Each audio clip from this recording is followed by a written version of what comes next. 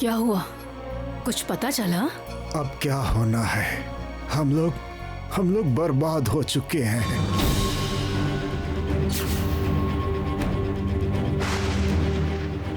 हमारी दुकान, कारखाना सब दूसरों के हाथ में चला गया।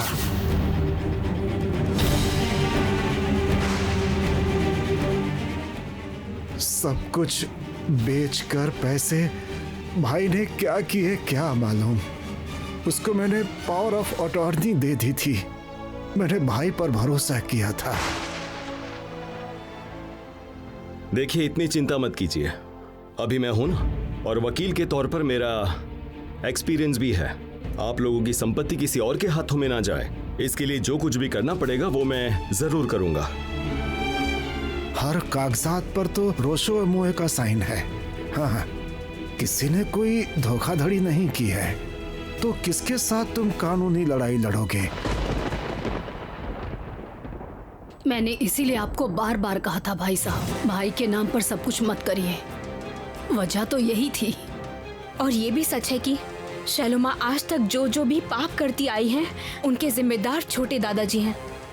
बचपन से ही वो शैलोमा से कहते आए हैं कि ये एक देवी हैं, और देवी अगर कोई गलत काम भी करे तो वो पाप नहीं है। शैलोमा को सबके सामने देवी बनाकर न जाने कितना पाप और अन्याय किया है उन्होंने।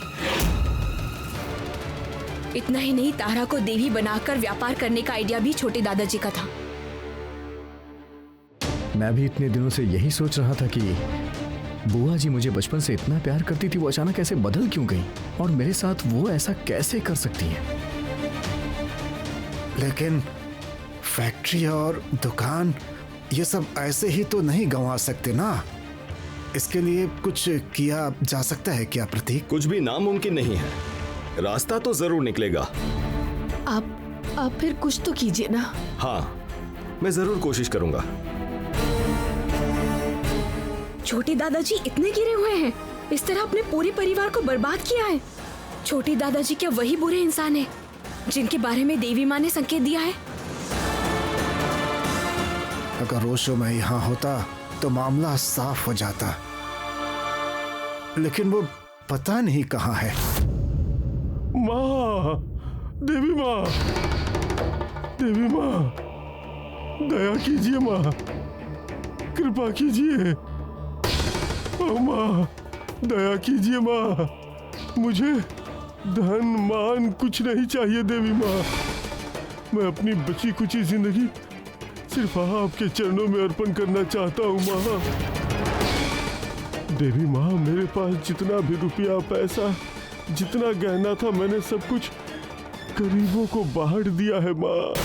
अब मैं बोझ से मुक्त हुआ।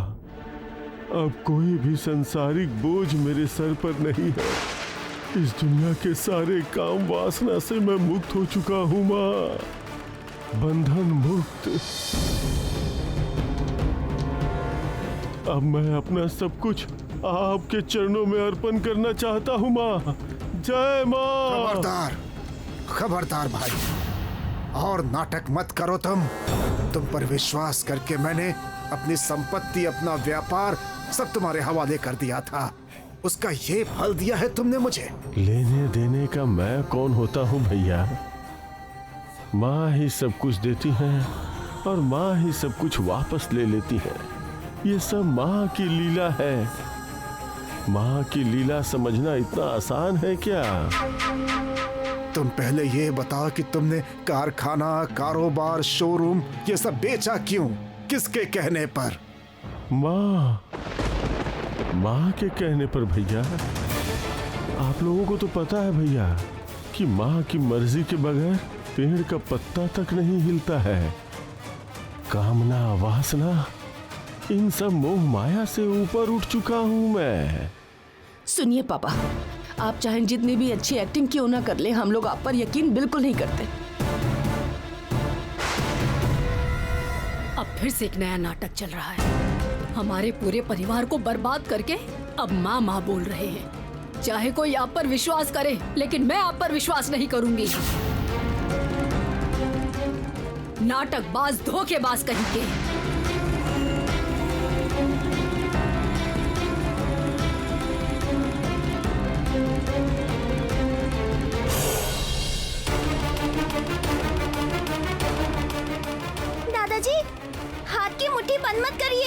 छोटी दादी पर हाथ उठाने से क्या होगा पता है ना?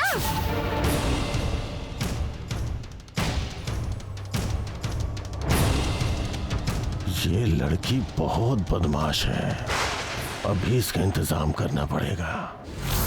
मिल गया देवी माँ। माँ आप खून चाहती है ना? इंसान के खून के बिना आप संतुष्ट नहीं होंगी।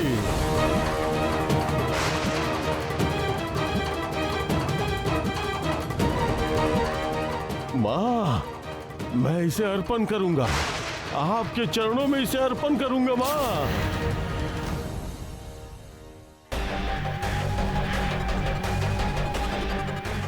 माँ इसके खून से आपको चरणों को धोऊंगा माँ।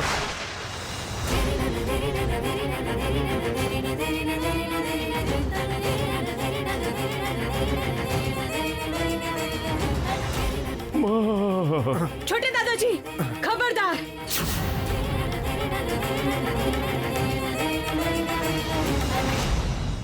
मेरी बेटी को लेकर एक कदम आगे नहीं बढ़ाएंगे आप। तारा को नुकसान पहुंचाने की कोशिश की तो मैं आपको छोड़ने नहीं वाली हूँ छोटे दादाजी। आपका दिमाग खराब हो गया है, ये भी आपकी चाल है।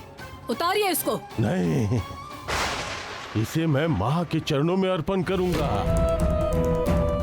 दादाजी, मैं आपसे अच्छी तरह से बोल रहा हूँ, तारा को उतार दीजिए। अगर आपने उसे नहीं उतारा तो मैं भूल जाऊंगा कि आप मेरे दादाजी हैं।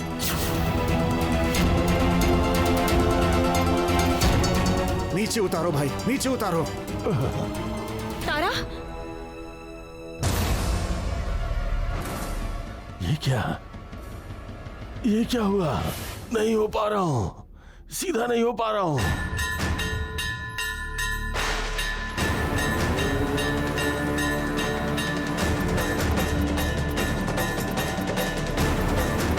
कमर अटक गई है।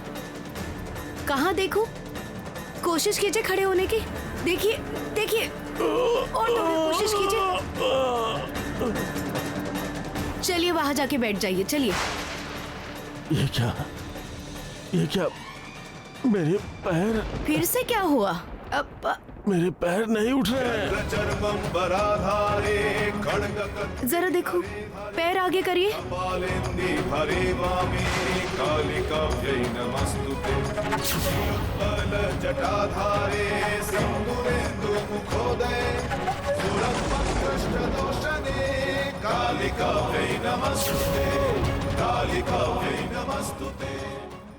सच में पैर तो आगे हो ही नहीं रहा है। अच्छा हुआ, बिल्कुल अच्छा हुआ। इसको अपने दुष्कर्मों की उपयुक्त सजा मिली है। रहो रहो, यही खड़े रहो हमेशा।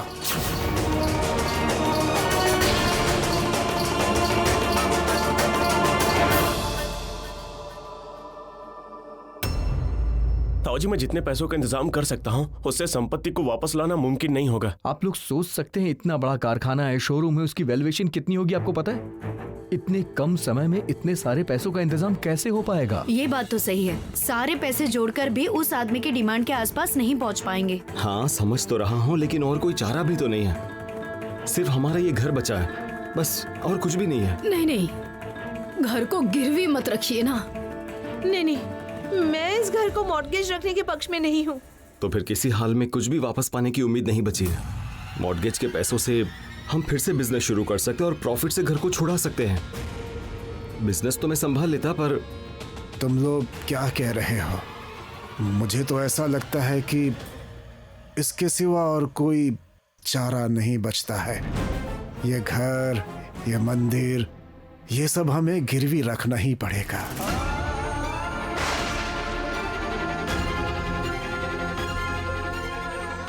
अतानु, तुम्हें जो करना है वो जल्दी से करो।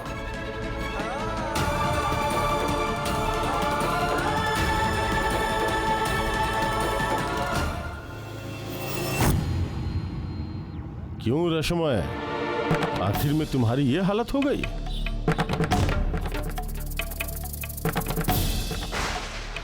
अरे बाप रे, सांप डस लेगा। अरे मेरी जान ऐसे ही चली जाएगी। तुम्हारी इच्छा थी ना गुप्त धन पाने की, लो अभी देखो, ध्यान से देखो।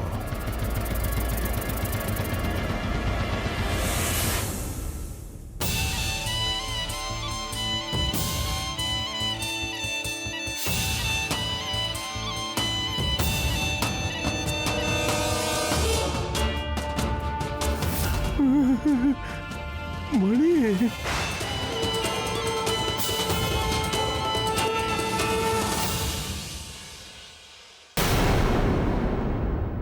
कैसे इंसान हो तुम रोशना, खुद का ही विचार कर लो। ये जो तुम्हें अपनी आंखों की दृष्टि वापस मिली है, सब कुछ देख सकते हो, इसके लिए तुम्हें कोई खुशी नहीं है। तुम्हें मनी दिखाई दी इसलिए खुश हो रहे हो, लेकिन ये मनी तुम्हें मिलेगी नहीं। और तुम्हारे आंखों की दृष्टि वापस आई है तुम्हारे खुद के सर्वनाश को देखने के लिए। कचरे के ढेर में भी तुम्हारी जगह नहीं होगी नालायक। नहीं नहीं नहीं, ऐसे मत बोलिए। अब तो सारी संपत्ति मेरी है। घोषाल परिवार की सारी संपत्ति का उत्तराधिकारी मैं हूं और बाकी सारे लोग बेकार हैं। मैं क्यों कचरे में?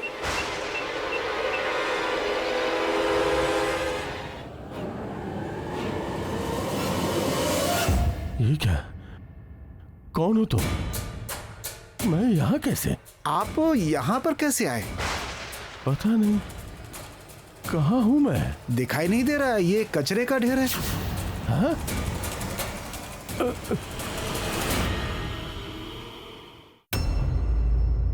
पिताजी बहुत देर से दिखाई नहीं दे रहे हैं। पिताजी से थोड़ी बात करनी थी, लेकिन वो है कहाँ? बिजनेस को बेचने के बाद उन पैसों का पता नहीं क्या किया है। कुछ भी समझ में नहीं आ रहा है। बुरा मत मानना देबू, चाचा जी का कोई भरोसा नहीं है। हो सकता है कोई नया प्लान बना रहे होंगे हमें बर्बाद करने के लिए। और मैं क्या करूं, मुझे तो कुछ भी समझ नहीं आ रहा। ये एक ही फैमिली बिजनेस था जिसकी देखभाल मैं करता था, और वो भी अब क्या करूं? परिवार को लेकर कहां जाऊं? रास्ते पर चला जाऊं क्या? देखिए, एक इंतजाम तो हुआ है, उससे पहले इस झटके को संभालिए। घर को मॉर्गेज रख के तो काफी पैसे मिले हैं, उनसे कारोबार को ठीक से चलाने का इंतजाम कीजिए पहले। अरे बाबा, ये ऑफर तो मैंने ही रखा था ना, मैंने ही तो आइडिया दिया था ना इसका। उस वक्त तो आपत्ति जताई थी। आपत्ति इसलिए किया था क्योंकि ब्याज का दर बहुत ज्यादा था। ब्याज और असल दोनों ही बिजनेस के पैसों से भरना पड़ता। ऐसा करने से हमारी हालत और बदतर हो जाती। सुनिए ना, आप सब कुछ संभाल तो लेंगे ना? हाँ बाबा, सब संभाल लूंगा, इतनी चिंता क्यों कर रहे हो? देखो, मैंने ये सोचा है कि इस घर को मॉर्गेज पर रखकर उस पैसों से अपने बिजनेस को उस आदमी के हाथ से छुड़वा लेंगे, और फिर बिजनेस के पैसों से घर छुड़वा लेंगे। छोड़ो, अभी वक्त बर्बाद नहीं करते, मैं चलता हूँ। हाँ, उस आदमी को पहले पैसे दे देता हूँ, वो भी अभी के अभी। चलता हूँ।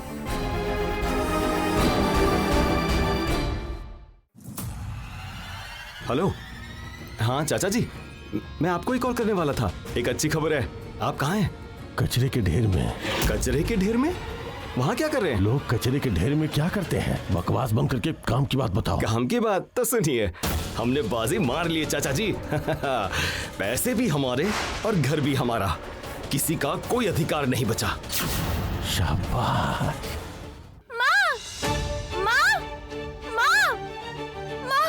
मैं नहीं जाऊंगी, मैं नहीं जाऊंगी। ये क्या? तुम इस तरह रो क्यों रही हो और कहाँ नहीं जाओगी? ये जगह छोड़कर, ये घर छोड़कर, देवी माँ को छोड़कर मैं रह नहीं पाऊंगी। ये सब छोड़ के मैं कैसे रहूंगी? ऐसे कोई रोता है क्या पगली? हम लोग कहाँ जाएंगे? हम सब तो इस घर में इतना मिलजुल कर रहते हैं, तो फिर हम लोग क्यों कहीं जाएंगे? तो दादाजी ने क्यों कहा कि इस घर को छोड़कर हमें जाना पड़ेगा? हो सकता है वो कुछ और कह रहे हो। तारा ने सही समझा है, इसे समझने में कोई गलती नहीं हुई है। मतलब बिल्कुल साफ है। ये घर अब मेरा है, इसमें तुम लोगों के रहने का कोई अधिकार नहीं है। तुम सब निकल जाओ इस घर से।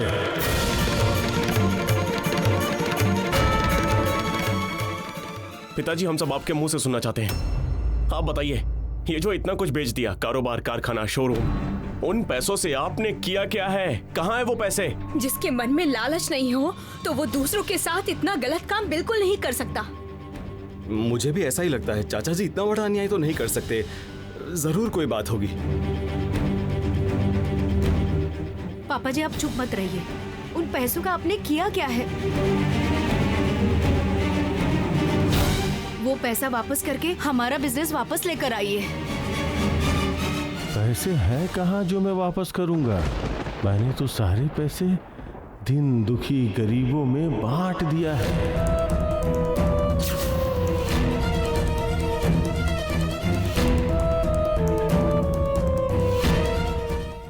भैया ने इस घर को गिरवी रखा था पैसों का इंतजाम करने के लिए, लेकिन कागजात ठीक से नहीं पढ़े। अरे बाबा, मैंने तो पहले ही कहा था कि भैया आपसे बिजनेस नहीं हो पाएगा, वो आप मेरे नाम पे कर दीजिए। और क्या कहूँ, अब कुल मिला के बात ये है कि सब कुछ मेरे नाम पे हो गया है। इसलिए तुम लोग अब इस घर से निकलो और उंगली चूसो।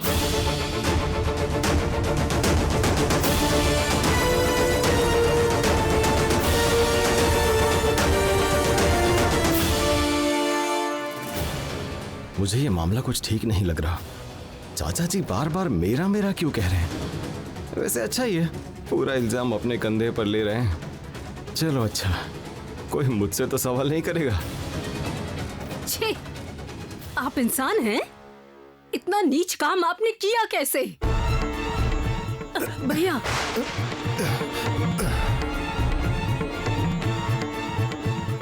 आपने फिर से धोखाधड़ी की।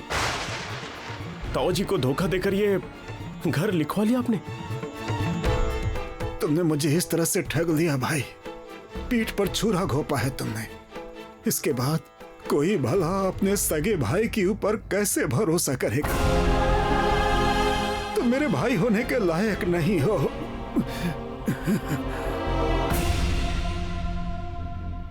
ठीक है, हम लोग ये घर छोड़ के चले जाएंगे। आपने क्या सोचा है दादाजी? हम लोग नहीं कर पाएंगे?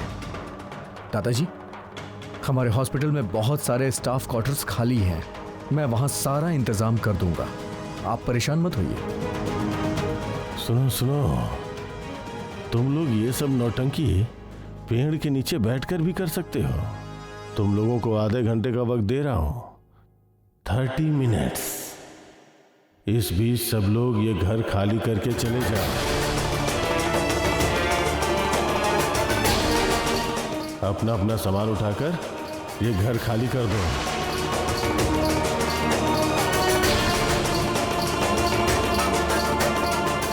आपके जैसे गंदे इंसान के लिए मैं अभी भी अपने मांग में सिंदूर भरती हूँ। ये सोचते हुए भी मुझे घिन आती है। तो पूछ लो ना, इतनी घृणा के साथ पूरी जिंदगी कैसे गुजारोगी? चलिए भैया।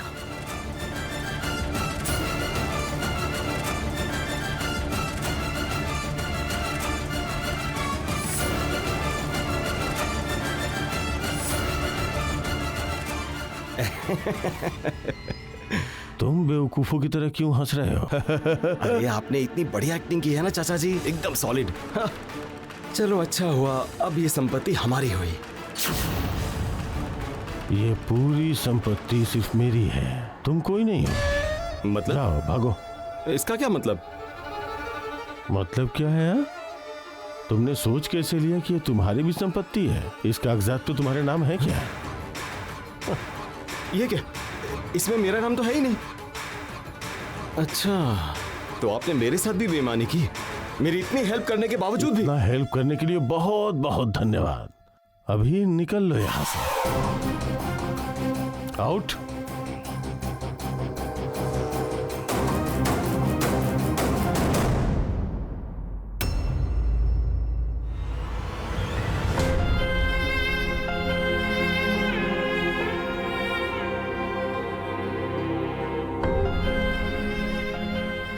गौरी,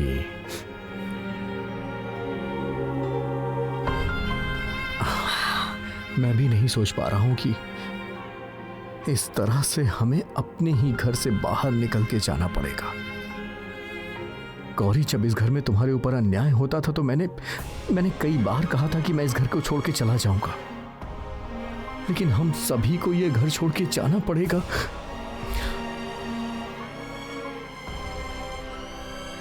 पता है डॉक्टर साहब, मुझे बड़े दादाजी के लिए बहुत बुरा लग रहा है।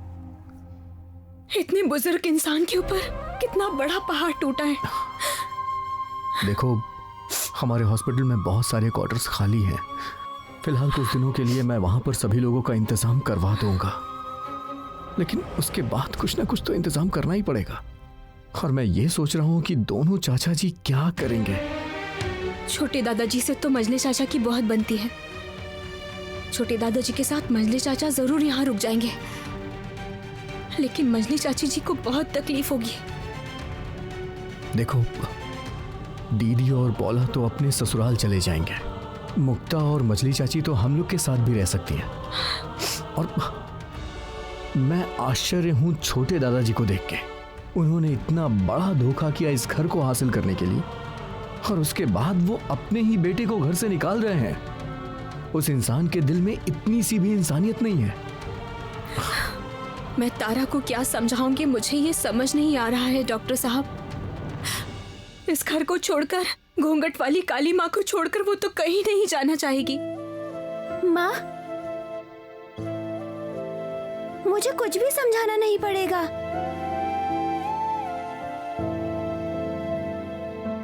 क्या हुआ तारा, तुम्हें बुरा नहीं लग रहा है क्या? बुरा क्यों लगेगा? ये जो हमें अपना घर छोड़ के जाना पड़ रहा है, तुम इस घर में अब नहीं रह पाओगी, अपनी घूंघट वाली माँ की पूजा नहीं कर पाओगी। पर बेटा तुम चिंता मत करो, हम लोग किसी नई खूबसूरत जगह पे जाएंगे और वहीं पर रहेंगे, समझ गई? हम लोग तो कहीं नहीं जा रहे हैं पापा।